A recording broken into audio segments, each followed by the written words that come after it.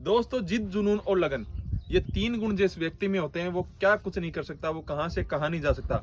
आज हम मिलने आए हैं एक ऐसे युवा किसान जिसकी उम्र मात्र 25 साल है। उन्होंने 19 साल की उम्र में उनको दिल्ली में केंद्रीय कृषि मंत्री ने उनको सम्मानित किया था। उनको सम्मानित इस चीज के लिए किया गया था क्योंकि वो बहुत ही छोटी उम्र में उनको संरक्षित खेती में बहुत ही गहरा नॉलेज था। उनको हर दवाई का कौन सा साल्ट है, कौन सी दवाई लगती है, किस टाइम लगती है, कौन सी मात्रा लगती है, खीरे की फसल कैसे लगती है, कोई भी फसल, कोई भी सब्जी की फसल उनको आप पूछोगे तो बहुत ही ज्यादा गहराई से उनको नॉलेज है। दोस्तों, ये मैं पूरे फैक्ट के साथ, पूरे वादे के साथ कह सकता हूँ कि पूरे भारत में इतना युवा किसान, इतना छोटा किसान कोई नहीं होगा जिनको इतना गहरा नॉलेज होगा। ये ने आज पहले शुरू में 1 पोली हाउस लगाया था, संरक्षित खेती की शुरुआत की थी, और आज उन्होंने 8 पोली हाउस अपने घर पे लगा रखे हैं और उनमें वो अकेले खेती करते हैं। मजदूर तो हालांकि उन्होंने रख रखे हैं, वो अकेले खेती करते हैं और उसी खेती के बलबूते पर आज उन्होंने राजस्थान में नहीं पूरे भारत में बहुत ही नाम कमाया है। उनको बहुत सारे अवार्ड भी मिले हैं, जैसे केंद्रीय मंत्री, कृषि मंत्री ने उनको पहले 19 साल की उम्र में ही सम्मानित कर दिया था। अब मैं उनके बारे में बताना चाहूंगा कि वो एक छोटे से गांव के रहने वाले हैं और उन्होंने लोग ये सोचते हैं कि लक की बात कर रहा था मैं, कि उनका लक अच्छा होगा तो उन्होंने कर लिया होगा, जबकि ऐसा नहीं होता। लक आदमी अपना खुद बनाता है। लक आदमी अपना खुद बनाता है। लक कोई किस्मत अपनी लेके नहीं आता। साथ ही और रिस्क तो लेनी पड़ेगी। रिस्क के बिना कुछ नहीं होता। जितनी रिस्क लोगे उतना ही प्रॉफिट आपको मिलेगा। रिस्क के बिना आदमी कुछ नहीं कर सकता। तो साथियों, अब मैं आपको उस किसान से मिलाऊंगा अभी, पर उस किसान ने किस तरीके से अपना करियर आगे बढ़ाया। पहले वो एग्रीकल्चर कॉलेज में पढ़ते थे। एग्रीकल्चर कॉलेज में पढ़ते हुए वहां उन्होंने पोली हाउस देखे। पोली हाउस जब उन्होंने देखे तो उन्होंने सोचा कि इनमें कैसे खेती कर सकते हैं अपन। उन्होंने अपने घर पे आके ये पिताजी को अपनी ये बात बताई कि वहां पे पोली हाउस लगे हुए हैं, उनमें अच्छी फसलें होती है, सब्जियां, अच्छी पैदावार उनमें होती है। जब उन्होंने पिताजी को आगे बताया तो पिताजी ने एक बार तो मना कर दिया था, लेकिन उन्होंने जिद पकड़ ली। वही मैंने बोला था कि जिद, जुनून और लगन, उनमें वो तीनों गुण उनमें थे। उन्होंने एक जिद पकड़ ली कि मुझे पोली हाउस लगाना है, पर उनके पास पैसे नहीं थे। तो उन्होंने कैसे जैसे करके उनके पिताजी ने भी उनकी जिद मानी और जब बैंक में जाके संपर्क किया तो एक बैंक ने उनकी सहायता की। बैंक ने जब सहायता की, उस सहायता से उन्होंने पहला पोली हाउस बनाया था। सर, आज वो 1 पोली हाउस से 8 पोली हाउस पर आ चुके हैं और उनकी सालाना कमाई 50 लाख से ऊपर है। सर, एक 25 साल का किसान जो 50 लाख से ऊपर सालाना कमा रहा है, तो सोचिए साथियों आप कितना जिद और जुनून। साथियों, अब हम उस युवा किसान के पोली हाउस में आ चुके हैं जहां वो काम कर रहे हैं। तो उन्होंने किस प्रकार से लगा रखे हैं, किस प्रकार से उन्होंने शुरुआत की थी। साथियों, मैंने पहले ही बताया था कि पूरे भारत में इतना कम उम्र का ऐसा किसान नहीं होगा जिसको इतना गहराई से नॉलेज होगा। इनको बहुत ही ज़्यादा गहराई से नॉलेज है इनके पोली हाउस में। अब हम आ चुके हैं, उनसे बातचीत करेंगे कि किस प्रकार से वो काम करते हैं, किस प्रकार से उन्होंने शुरुआत। नमस्कार, मेरा नाम राहुल चौधरी, मैं गुड्डा कुमावतन बालोई का रहने वाला हूँ और मैं यहाँ 2016 से ही खेती में लगे हुए हैं हमारे, और हम संरक्षित खेती को ही ज़्यादा बढ़ावा दे रहे हैं। ओपन में हमारा बहुत कम कर रहे हैं। हमारे जमीन है उसमें समथिंग हमने सभी पोली हाउस कवर करके हम संरक्षित खेती ही अपना रहे हैं। शुरू में शुरुआत कैसे की थी सर आपने? शुरुआत मैंने बीएससी एग्रीकल्चर करने के बाद मैं घर पे आया और घर पे हमारे दादा सब खेती से ही जुड़े हुए हैं। हमारा तो ऐसा कुछ है नहीं कि गवर्नमेंट सर्वर कोई, हम सब खेती से ही जुड़े हुए थे। दादा से ले पापा ले, वो तो हमारे खून में ही आता जा रहा है। भाई दादा कर रहा है, पापा कर रहा है, बेटा कर रहा है, वो खेती कर रहे हैं हम। तो उसके बाद मैं कॉलेज के यहाँ पे आने के बाद मैंने कॉलेज में देखा था पोली हाउसों का कि भाई पोली हाउस ऐसे संरक्षित खेती अपनाने से अच्छा बेनिफिट मिलेगा उसमें। फिर मैंने घर पे आके बात की तो हमारे यहाँ पे पहले 1-2 पोली हाउस लग भी चुके हैं तो ऑलरेडी। तो हमने बात की कि भाई अगर मौका है तो हम ये संरक्षित खेती अपनाएंगे, इसी में अपना अच्छा बेनिफिट लेंगे।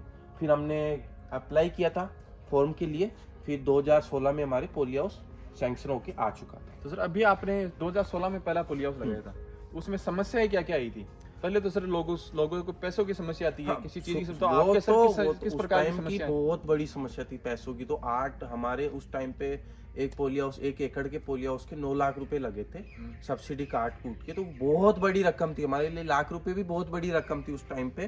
तो हमने फिर भाई इतना अफर्ट नहीं कर पाए। पिताजी से बात की हमने, वो बोली इतना हम अफर्ट नहीं कर पाएंगे। फिर हमने धीरे धीरे कहीं से हमने बात की तो बैंक लोन देने के लिए अप्रूवल हो गया। बैंक ने हमारा फिर देख के बैंक ने लोन दे दिया हमें 85%। और हमारा 8 लाख के लोन हो गया था, 1.5 लाख हमने अपने जेब से जमा करवा के हमने एक पोली हाउस खड़ा कर लिया। सर पहली फसल में आपने कितनी पैदावार ली थी उस पोली हाउस में? हमने उस टाइम पे पहली फसल में हमने ली थी 8 से 12 लाख रुपए का, हमारे 11.5 लाख की वो फर्स्ट फसल हो चुकी थी। तो पिताजी को भी दिखा यार बहुत अच्छा बेनिफिट है इस पोली हाउस में। फिर अच्छा, आपने लोन का अमाउंट कवर कर लिया था उसी में? ओनली 6 महीने के अंदर ही, 5 महीने में हमारी फसल खड़ी करने के बाद हमने जो सोइल में सीड लगाया था उसके 5 महीने में हमारी फसल पूरी खत्म कर ली थी हमने, और अच्छा हमने 11 लाख रुपए बेनिफिट टोटल ले लिया था। अभी आपने कितने पोली हाउस लगा रखे हैं अपनी जमीन? अभी मेरे 8 पोली हाउस होने वाले हैं सर। अच्छा, 8 पोली हाउस आपने लगा रखे हैं, तो अच्छी खासी सर इनकम कर रही है इस हिसाब से। बिल्कुल। तो साथियों अब हम इनके एक पोली हाउस जिसमें इन्होंने फसल लगा रखी है उस पोली हाउस में चलेंगे। उसमें किस प्रकार से ये बीज लगाते हैं, किस प्रकार से ये खेती करते हैं। इन्होंने एक शॉप भी खोल रखी है केमिकल्स की, अपने पेस्टिसाइड, फर्टिलाइजर वगैरह, ड्रिप वगैरह, मल्च वगैरह, इनकी सबकी एक शॉप खोल रखी है। जहाँ यहाँ इस एरिया में 300 पोली हाउस, 400 पोली हाउसों में ये वो माल सप्लाई करते हैं। इन्होंने 2-3 कंपनी की एजेंसी भी ले रखी है। तो इनको सर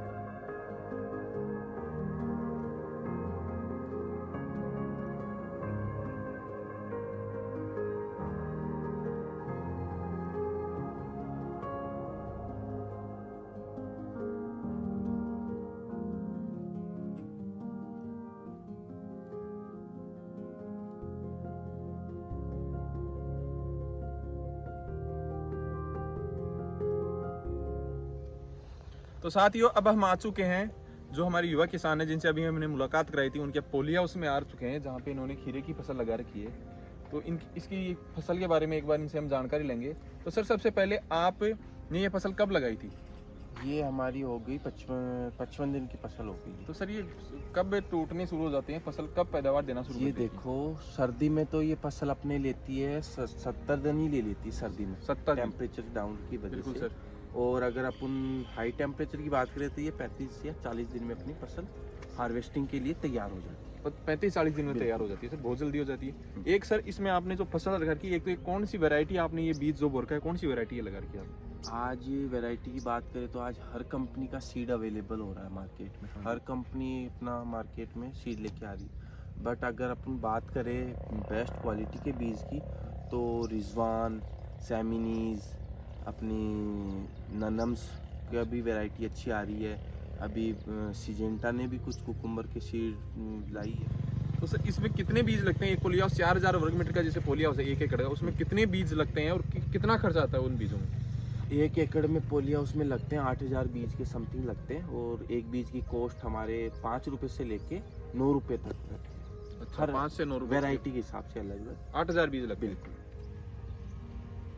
40 से 50,000 रुपए 40-50,000 रुपए सीड लग जाता है। और टोटल खर्चा सर कितना आ जाता है 1 एकड़ के पोली हाउस में? टोटल खर्चा दवाइयाँ मान लो, सब कुछ बीज मान लो, 2 लाख, तेल हो गया ट्रैक्टर का, 2 लाख रुपए 2 से 2.5 लाख रुपए 2 से 2.5 लाख रुपए खर्चा आता है टोटल। ठीक है सर। और मजदूर कितना ले लेते हैं सर इसमें? मजदूर तो हमारे यहाँ पे अपने हिस्सेदारी में रहते हैं, तो मजदूरों का तो नहीं है। 1/4 में 1/4 में हिस्सेदारी में रहते हैं। और सर एक पोली हाउस में आपने जैसे अभी हमने जानकारी ली पोली हाउस के बारे में, सारी जानकारी हमारी युवा किसान ने हमारी को दी है। अब आगे भी हम इनके वीडियो लेके आते रहेंगे कि किस प्रकार से पोली हाउस में बीमारियां लगती है, संरक्षित खेती में क्या समस्या आती है, कौन सा केमिकल का छिड़काव करे, क्या अपने एहतियात बरत सकते हैं, कितना हमको इसमें खाद डालना चाहिए, क्या करना चाहिए, वो सारे वीडियो हम आगे से आगे लेके आते रहेंगे। सर एक सवाल है किसानों को, और जो नए किसान हैं जिन्होंने पोली हाउस लगाए हैं सर, उसमें इसमें कितना खाद आप डालते हो एक पोली हाउस में, 1 एकड़ की पोली हाउस में? गोबर की खाद? हाँ, गोबर की खाद हम डालते हैं 15 से लेके 25 ट्रॉली के बीच। 15 से 25 ट्रॉली डालते हो उसमें? शुरुआत में जो डालते फर्स्ट फसल है उसमें 25, फिर बाद में हम कम करते रहते हैं। ठीक है साथियों, आगे फिर हम मिलते रहेंगे अपने इसी YouTube चैनल पे। तो इस YouTube चैनल को सब्सक्राइब जरूर करें, इसी प्रकार की जानकारियाँ संरक्षित खेती में आपको बार बार मिलती रहेगी। तो सब्सक्राइब कर ले, लाइक कर ले, और इस वीडियो को बार बार सभी किसानों के पास शेयर जरूर करिए। नमस्कार।